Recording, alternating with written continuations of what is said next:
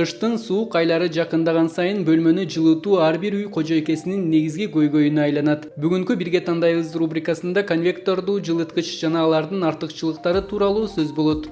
Конвекторлор негизинен монолиттүү жылытуу элементин колдонушат. Жылытуу элементинин жылуулук өткөрүү аянты 20%га көбөйгөндүктөн жылытуу убактысы тезирээк болот.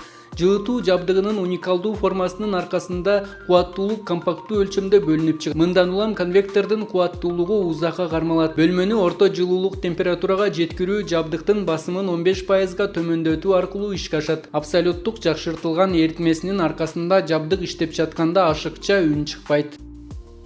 Обогревательдин 3-4 түрү болот. Бирөөсү мындай май менен иштей турган обогреватель, бирөөсү конвекторный обогреватель деп коет.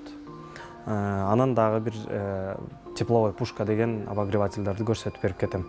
Айырмачылыгын айтып кетсем, конвекторный система менен иштеген обогревательдер болот.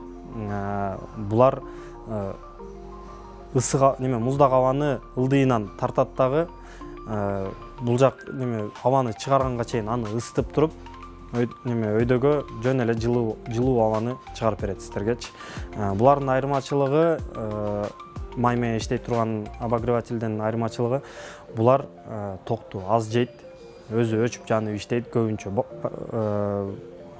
Почти бардыгында ошо өзү өчүп жана турган система коюлган буларгачы. Май менен иштей тургандар да коюлган, бирок булар светти көбүрөөк жейт. Айрым заманбап сериядагы конвектордук мештер оригиналдуу конструкциясы менен өзгөчөлөнөт. Бөлмөнү бирдей жылытуудан тышкары аппарат аба ионизаторун камтыйт. Иондорго каныккан аба таза, сергек жана ден соолук үчүн пайдалуу. Жабдыкта жайгашкан кошумча ионизатор вирустук инфекциялардын жайылышына каршы күрөшүүгө жардам берет. Ал эми максималдуу ыңгайлуулукту жабдыкта орнотулган Auto Restore жөндөмөсү камсыздайт. Ал күтүлбөгөн электр энергиясы өчүрүлгөндөн кийин сакталган орнотуулар менен аппаратты автоматтык түрдө кайра иштетүүгө мүмкүндүк берет.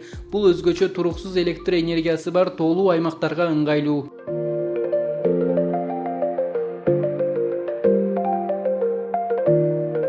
Конвекторный обогреватель бул абаны тезирээк мындай көбүрөөк кургатканы менен булар светти дагы аз жейт, анан үйдү дагы равномерно кургатып берет да, ысытып берет мындайча айткандачы.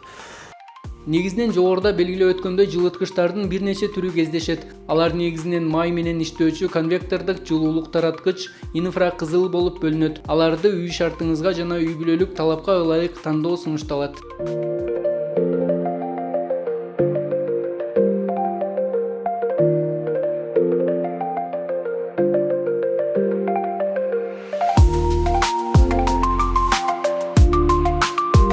Тез ыссын десеңиз, ушуларды тандаңыз.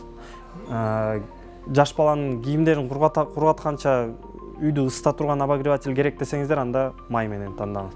Анан кийин промышленный жерге алам десеңиз, же болбосо офиске иштетем десеңиз, же кичинекей өзүңүз үчүн эле иштетем десеңиз, анда мондой тепловой пушкалар бар, ушуларды тандасаңыздар болот.